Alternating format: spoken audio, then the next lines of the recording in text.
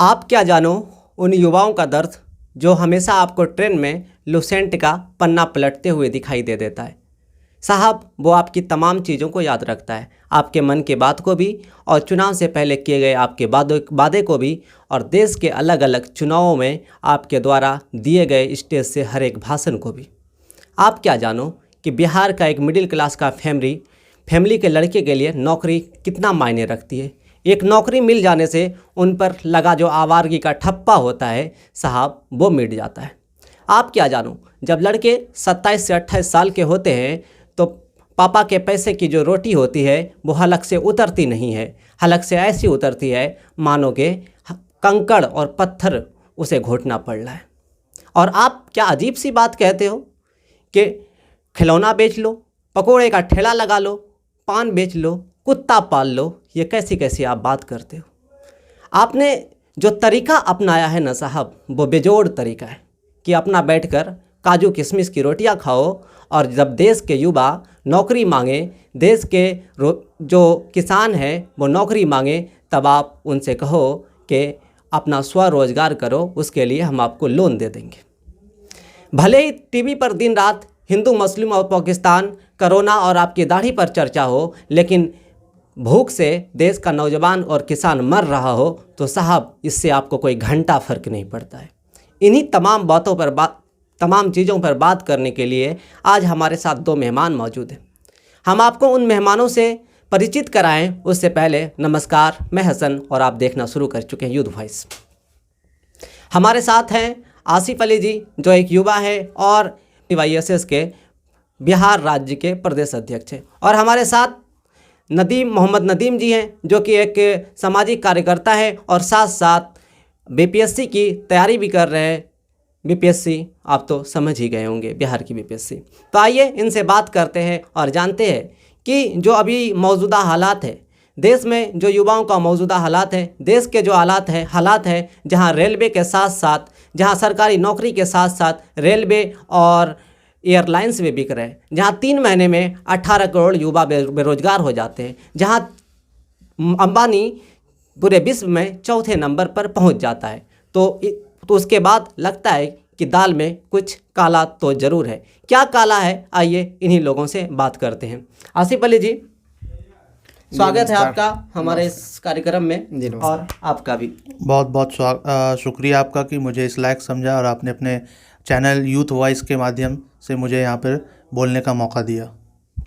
तो पहला सवाल मेरा आसिफ अली जी से है कि जो मौजूदा देश के हालात हैं और ख़ासकर जो बिहार के हालात हैं, जहां मोदी रोजगार दो जैसे ट्रेंड लगातार चलाए जा रहे हैं, तो युवाओं की स्थिति पर और सरकार का जो नज़रिया है, सरकार की जो रवैया है, उस पर आप क्या कहना चाहेंगे? देखिए, अभी जो देश के हालात हैं, शायद आज़ादी के बाद पहली बार देश इतने क्रिटिकल सिचुएशन से गुजर रहा है। आप कहते हैं युवा बोलेगा, युवा मांगेगा, तो उसका राइट है तो मांगेगा, लेकिन रिसेंट में आप देखें एक सामाजिक कार्यकर्ता कैसे अपनी आवाज़ उठा सकता है। एक आप देख सकते हैं एनवायरनमेंट के लिए काम करने वाली दिशा रवि, कल बेल ग्रांड होता है। आप जजमेंट का वर्डिक्ट देखें, जज साहब क्या वर्ड यूज़ करते हैं। भारत की सरकार के मुंह पर एक तमाचा है। भारत की सरकार को उन्होंने एक लाइन से जो उनकी हकीकत है दिखाने का प्रयास किया। एक आप कहते हैं डेमोक्रेटिक स्टेट है, कैसा डेमोक्रेटिक स्टेट है? जहाँ लोग को फ्रीडम ऑफ स्पीच नहीं है, जहाँ लोग सरकार से डिफरेंट सोच नहीं सकता है। अगर लोग अपने सोच को लेकर डिफरेंट आइडिया नहीं रख सकता है तो डेमोक्रेसी का डिफिनेशन क्या है, सरकार ये बता दे। और डेमोक्रेसी तो दूर की बात है, 2 वक्त की रोटी लोग के थाली पर ना रहे, इसका भरपूर कोशिश कर रही है मोदी सरकार। लेकिन सरकार को यह याद रखना चाहिए कि वक्त का पहिया घूमता है, और जिस दिन घूम जाएगा उस दिन फिर वो जो पोजीशन होगा इस सरकार के लिए मुंह दिखाने के लायक नहीं रहेगी सरकार। आप देखें, जज साहब कहते हैं एक ज्वलंत लोकतंत्र के लिए, एक जीवंत लोकतंत्र के लिए, कि देखिए जब डेमोक्रेसी में जनता की आकांक्षाएं ही बिलोंग करती रहती है, निवास करती है डेमोक्रेसी में, जब जनता की आकांक्षाएं ही मर जाएंगी तो फिर कैसा लोकतंत्र, किसके लिए लोकतंत्र? ये आज़ादी की लड़ाई किसके लिए लड़ी गई थी?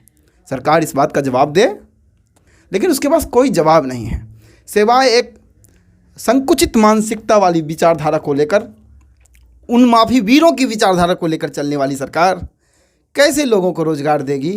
ये तो बहुत बड़ा विषय है।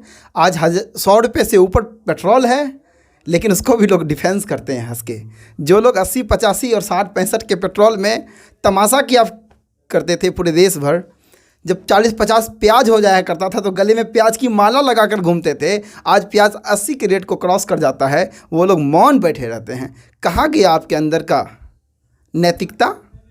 कोई नैतिकता नहीं है। माफी वीर का कोई नैतिकता ही नहीं होता। आपने पेट्रोल डीजल की बात की, हम इसका जवाब नदीम जी से लेंगे, लेकिन उससे पहले हम एक लाइन आपको याद दिला देते हैं कि 2014 से पहले हमारे देश में एक नारा लगता था, सोनिया जिसकी मम्मी है वो सरकार निकम्मी है, मनमोहन सिंह काम करो, चूड़ी पहन के डांस करो। क्या ये नारा आपको याद है कि नहीं? बिल्कुल याद है ये नारा। अभी आप जैसे बोले कि ट्रेंड कर रहा था, मैंने भी देखा ट्रेंड, लगभग मिलियनों में ट्रेंड था, मोदी रोजगार दो। सरकार जब सत्ता में आई 2014 से, उस वक्त इन्होंने कहा कि हर साल 2 करोड़ रोजगार देंगे। तो उस हिसाब से देखा जाए तो आज लगभग 7 साल हो गया, 14 करोड़ रोजगार आना चाहिए, लेकिन स्थिति ये है कि हर साल रोजगार ख़त्म होते जा रहे हैं देश में। अब जो कुछ सरकारी संस्थानें थीं उसको भी सरकार अब बेचने का इरादा कर लिया। अब सरकार सरकारी संस्थानें बेच देंगी तो निजीकरण की तरफ जब देश बढ़ेगा, ऑटोमेटिक समझिए जो बाबा साहब ने हक दिया था रिजर्वेशन का, वो ख़त्म हो जाएगा। कोई भी प्राइवेट कंपनी या संस्थान हमें अब वो हक नहीं देगी जिस हक के वजह से आज गरीब से गरीब का बच्चा, मजदूर का बच्चा उस बड़े बड़े संस्थानों में पढ़ रहा है। आज सरकार चाहती है कि बड़े बड़े विश्वविद्यालयों को प्राइवेट कर दें ताकि वहाँ सिर्फ अमीरों के बच्चे पढ़ सके, गरीब के बच्चे कहाँ पढ़ेंगे। आज इतनी बड़ी बड़ी देश में विश्वविद्यालय है, JNU है, जामिया, वहाँ फीस इतनी कम है कि किसी गरीब से गरीब बच्चा वहाँ पे पढ़ ले रहा है, लेकिन सरकार सुन नहीं रही है। अगर कोई भी छात्र ये सवाल कर दे JNU का बच्चा या जामिया का बच्चा, तो सरकार उस पर UAPA न जाने कौन कौन सा एक्ट लगा देती है। तो इन्होंने भी बताया कि पिछले दिन से मोदी रोजगार दो। कैसी होगी हमारी भारत की बेइज्जती जब पूरा दुनिया में लोग देखेंगे कि इंडिया में ट्रेंड कर रहा है मोदी रोजगार दो। ऐसा भी हो सकता है कि मोदी जी को शायद ये तमाम चीज़ें जो ट्रेंड कर रहे हैं, जो युवा जो रोज़गार मांग रहे हैं, जो भी अपना हक और अधिकार मांग रहे हैं, तो PMO की एक जिम्मेदारी होती है कि वो उन्हें बताएं। ऐसा भी हो सकता है कि मोदी जी को बता ही नहीं गया हो, ऐसा बोलते हैं कुछ लोग, डिफाइन करते हैं।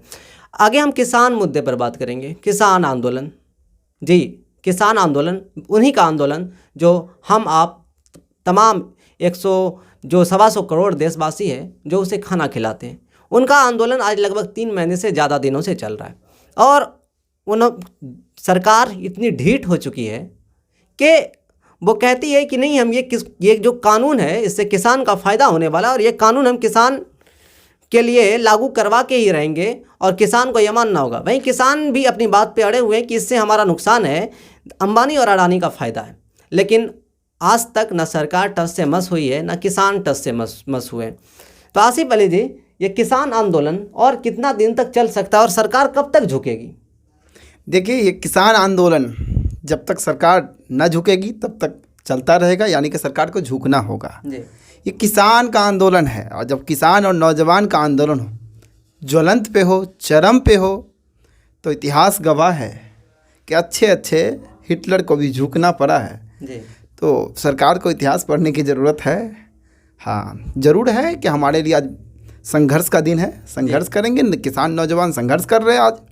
लेकिन बात ये उठता है कि एक 22 वर्ष की लड़की दिशा रवि जो एनवायरनमेंट के लिए काम करती है, खुद मोदी जी के स्वच्छ भारत के लिए भी उन्होंने बहुत अच्छा प्रयास किया कि भारत स्वच्छ हो।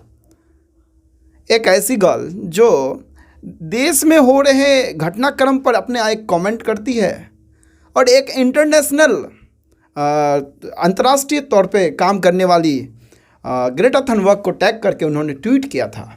एक टूल किट का विषय था, जिस टूल किट में कोई ऐसा डिस्प्यूट विषय वो प्राइमा फेसाई मुझे भी नहीं दिखा, और मुझे क्या, जब हाई कोर्ट के जज देखते हैं उनको नहीं दिख रहा, जो एक जुडिशियल माइंड अप्लाई करके देखते हैं उनको नहीं दिखता, और दिल्ली पुलिस को ना जाने क्या क्या संविधान और कॉन्स्टिट्यूशन और IPC CRPC से हट के दिख जाता है, जो उसमें UAPA ढूंढ लेते हैं जी, जिसमें अरे डेमोक्रेसी है। सरकार जो सोचे जरूरी नहीं कि हम भी वही सोचे, हो सकता है कि सरकार का मालाफाइड इंटेंशन हो, किसान के फायदे किसान को समझा रहे हो आप, किसान कहता है वो फ़ायदा हमको नहीं चाहिए। अब एक बात बताइए, मार्केट में बहुत सारी दुकानें हैं, उस दुकानों में अभी भी खरीदा जा रहा है, धान खरीद ले रहे हो, ऑप्शन तो अभी भी अवेलेबल है, ब्लैक से बहुत सारा ऑप्शन अवेलेबल है। आप भी 2-4-10 को और ऑथराइज कर दीजिए लेने के लिए। आपने तो भंडारण को का परिभाषा ही चेंज कर दिया। अब लोग जोतना चाहे एक आदमी पूरे भारतवर्ष का धान खरीद ले, मक्का खरीद ले। तो ये काला बाजारी का जो है क्या परिभाषा होगा, सरकार बताए क्या परिभाषा होगा। तो एक व्यक्ति अगर पूरे भारत का धान, मकई, गेहूं खरीद ले और जब मार्केट में डिमांड हो, उस डिमांड के अकॉर्डिंग ना दे, तो क्या रेट आगे जाएगा कि नहीं जाएगा। तो इस तरह का आप मार्केट क्यों बनाना चाहते हैं। गरीब आदमी कहाँ जाएगा, वो अपना मकई 8 रुपये में आपको बेचेगा, वही मक्का जब जाएगा मॉल में खरीदने के लिए तो 108 में खरीदेगा। वैसा मार्केट चाहते हैं आप, वो मार्केट नहीं होने देंगे मोदी जी, मजाक नहीं है। देश के किसान नौजवान के साथ आप जो चाहिएगा कर लीजिएगा। ये भारत का नौजवान है, फिरंगियों को औकात दिखा दिया है। आप तो माफी वीर के संतान हो, औकात में रहो, हद में रहो, न तो रास्ता नापना पड़ेगा, एक दिन गद्दी छोड़ के जाना पड़ेगा। आप बताइए, ये जो किसान है अपनी हक की बात करना चाहता है, वो चाहता है कि हमको न्यूनतम मूल्य, अरे कोई बहुत बड़ा बात नहीं है, ठीक है वही बिल रखो ना, एक लाइन मेंशन कर दीजिए उस बिल में, आप उस एक्ट में एक लाइन मेंशन कर दीजिए कि जितने भी सोर्सेज होंगे फसल को खरीदने के, वो न्यूनतम मूल्य से कम पे कोई नहीं खरीदेगा तो उस पे यूएपीए लगा दो। है 56 इंच में 1 इंच जगह है किसान के लिए? नहीं है। इसलिए नहीं है कि आपके दिल में किसान नौजवान नहीं, वो अडानी अंबानी का होने वाला छोटा सा शिशु जो पैदा हुआ है वो बसता है। आपके दिल में किसान के लिए, नौजवान के लिए कोई जगह नहीं है। आप सिर्फ उनके साथ क्रूड मजाक कर रहे हो, और ये मजाक ज़्यादा दिन नहीं चलने वाला। अच्छे बेनकाब हो गए, हिटलर का भी सूरज अस्त हो गया, आपका भी सूरज अस्त हो जाएगा। आप देखिए क्या कहता है, हाई कोर्ट का वर्डिक्ट क्लियर है कि सरकार क्या करना चाह रही है, सरकार का इंटेंशन दिख रहा है। सरकार के माध्यम से पुलिस काम कर रही है। सरकार जो चाहती है, दिल्ली पुलिस उसी को एग्जीक्यूट कराना चाहती है। दिल्ली पुलिस को लगता ही नहीं है कि उसको जो चीज़ इन्फोर्स कराना है, एज पर लॉ इन्फोर्स कराना है, रूल ऑफ लॉ की नाम की कोई चीज़ रह गई है कि नहीं रह गई है, पता नहीं, सब चीज़ से हटकर चल रही है। अब बताइए कि वो लगता है डिफिनेशन चेंज कर देगी कुछ दिन में, आईपीसी के सेक्शन 120 का जी, वो क्रिमिनल कॉन्स्पिरेसी का डिफिनेशन चेंज कर देगी, वो जो है 124 सेक्शन का डिफिनेशन चेंज कर देगी, क्योंकि वो अपने हिसाब से चलाना चाह रही है ना। उसको अमेंडमेंट करने का पावर दे देना चाहिए सरकार को, जब अपने मन से रूल का इंटरप्रिटेशन करना चाहती है। वो कॉन्स्टिट्यूशन से हट के, आईपीसी सीआरपीसी से हट के करना चाहती है। क्या दिल्ली पुलिस ही लेजिस्लेचर है क्या देश का? दिल्ली पुलिस लगातार ऐसी एक्टिविटी में इन्वॉल्व हो रहा है, देश के संविधान की धज्जी उड़ाने का कोई संगठन काम कर रहा है तो दिल्ली पुलिस है। और दिल्ली पुलिस पूरे भारत को बदनाम करने का काम किया है। ग्रेटा थनबर्ग जैसे कार्यकर्ता जो एनवायरनमेंट पे काम करता हो, हमें तो अप्रिशिएट करना चाहिए ऐसे लोगों का, जब आज वैश्विक स्तर पर एक सवाल उठ रहा हो एनवायरनमेंट को लेकर। खैर, सरकार की जमीन मर्जी। नदीम जी, अगला सवाल ये है कि जो पीएमओ से सिर्फ 1500 मीटर पर किसान बैठे हुए हैं पिछले 3 महीने से, लेकिन देश का जो प्रधानमंत्री है, जो कहीं ना कहीं देश के लोगों के वोट से आज सत्ता में पहुंचा है, लेकिन उससे बात करने के लिए जहां 1500 मीटर पर किसान बैठे हैं, उनसे बात करने के लिए आए हैं, लेकिन देश का पीएम उनसे बात नहीं करना चाहता है, बल्कि 1500 किलोमीटर बंगाल जाकर वहाँ लोगों से बात कर रहा है। तो ये कैसी मानसिकता दिखाती है? देखिए, इसमें बात यह है कि सरकार तो किसान को अब समझ लीजिए देश के 2म दर्जे का लोग समझने लगा। उसको अब कॉरपोरेट के हवाले कर दिया कि अब तुम उससे डील करो, अब तुम मेरी जिम्मेदारी नहीं हो। कानून जो आया 3 कृषि कानून, उसमें देखा जाए पहला कानून है कि मंडी सिस्टम को ख़त्म करना। बिहार के किसान इस बात को नहीं समझ रहे हैं, बाकी राज्यों के लगभग किसान समझ रहे हैं, पंजाब और हरियाणा, क्योंकि वहाँ पे मंडी सिस्टम अभी ख़त्म होने वाला अब ये कानून से। बिहार में तो 2006 से ही मंडी सिस्टम ख़त्म हो चुका है, तो वहाँ पे आंदोलन ज़्यादा कस के हो रहा है। और देखा जाए कि वहाँ के किसान के बनिस्बत बिहार के किसान का जो आय है, मासिक आय, वो 3500 रुपये है, और पंजाब और हरियाणा के किसान का लगभग मासिक आय 18 से 20 हज़ार रुपये। तो मंडी सिस्टम जो ख़त्म हो रहा है, इसमें सरकार जो किसान के फसल है वो किसान का अपने फसल को कहाँ बेचेंगे। सरकार बोलती है कि आप आज़ाद है, किसान कहीं भी बेच ले।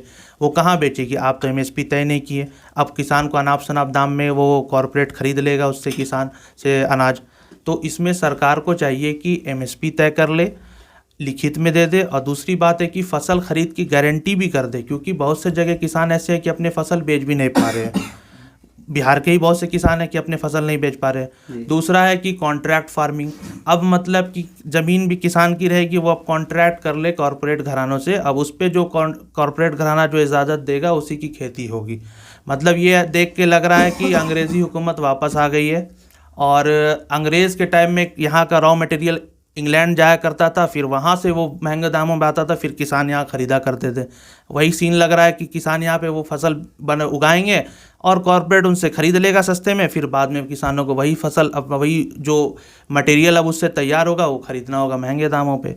तीसरा कि सरकार का तीसरा कानून था कि एसेंशियल कमोडिटीज़ एक्ट, आवश्यक वस्तु, उसमें है कि काला बाजारी का जो काम था वो उसको सरकार रेगुलेट करती थी। अब कह दिया कि हम रेगुलेट नहीं करेंगे।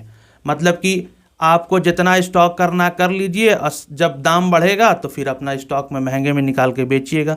तो सरकार को, किसान को इतनी समस्या होने वाली है कि जैसा लगेगा कि अब किसान इस देश के हैं ही नहीं और सरकार उनका जिम्मेदारी ले ही नहीं रहा। बात रहा कि आप बोले कि 1500 किलोमीटर दूर जा रहे हैं क्योंकि वहाँ पे चुनाव है। अब वहाँ पे वो जाएंगे नहीं, वहाँ पे हिंदू मुसलमान करेंगे नहीं, तो चुनाव जीतेंगे कैसे। फिर बात है कि आप बोला कि पेट्रोल का दाम, पेट्रोल पे बात कर लेते हैं।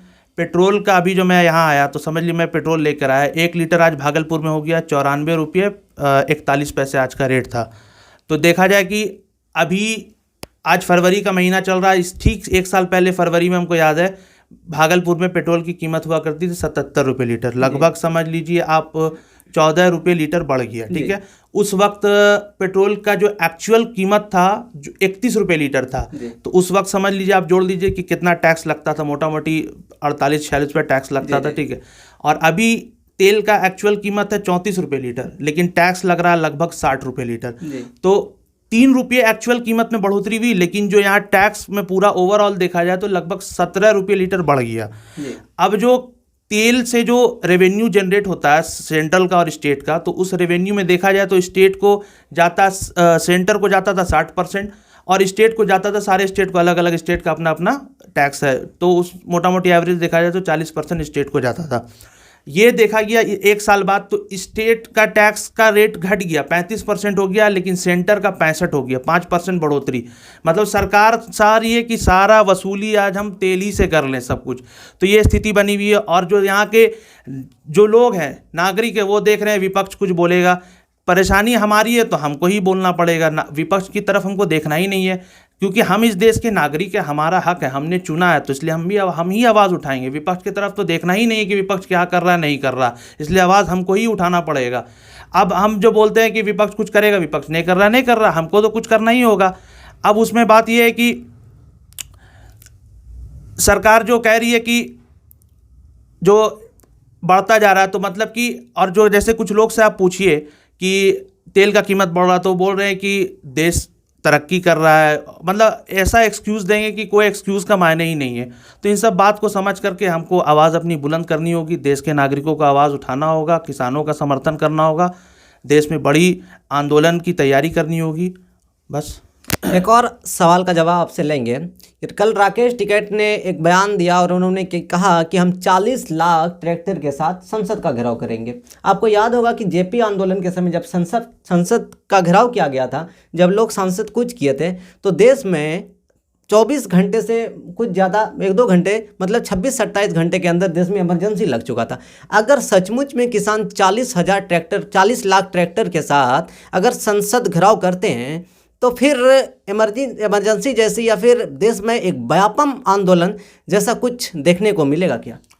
इमरजेंसी सिर्फ कहने को रह गई है, ऑलरेडी देश में इमरजेंसी जैसा माहौल बना हुआ है, क्योंकि इमरजेंसी के वक्त था कि विपक्षियों को गिरफ्तार किया जा रहा था, उसको जेल में डाला जाता। आज है कि रैंडमली किसी को भी उठा लिया जा रहा, विपक्ष के साथ साथ जो भी आवाज़ उठा रहा सबको जेल में डाल दिया जाए। तो अभी तो देखा जाए तो इमरजेंसी से भी बदतर हालात बनी हुई है।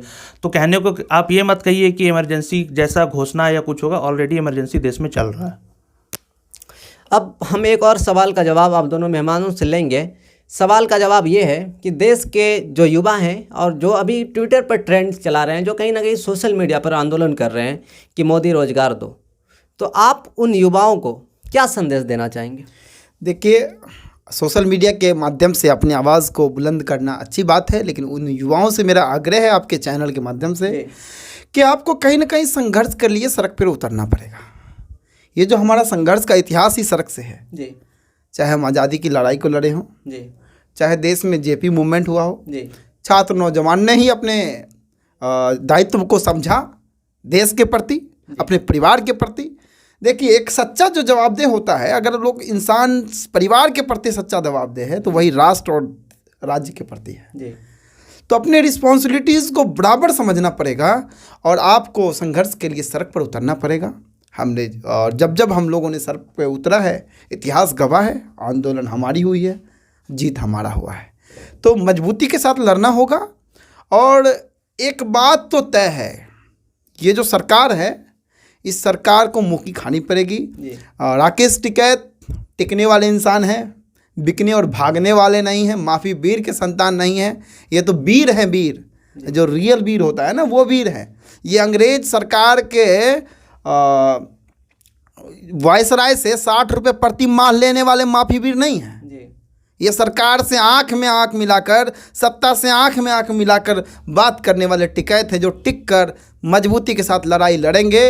और ये जो किसान का जो 3 बिल है जो सरकार लेकर आई है, और वो लोग जो बिल को बनाए हैं, जो लोग खुद कभी खेत को विज़िट नहीं किए हैं, हवाई जहाज़ के जो शीशे से खेत को देखा करते हैं, वो लोग कृषि के फ़ायदे बताते हैं।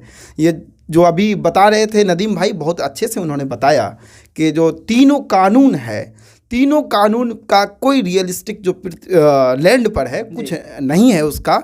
आप चाहे एसेंशियल कमोडिटी एक्ट को देख लीजिए, या फिर ये जो है, आप एक कंपनियां आएगी वो तय करेगी कि आपको क्या उगाना है। जैसे नील की खेती का आपको आंदोलन याद कर लीजिए, जिस आंदोलन से बिहार पूरे राष्ट्र स्तर पर वैश्विक पटल में चर्चे में आया।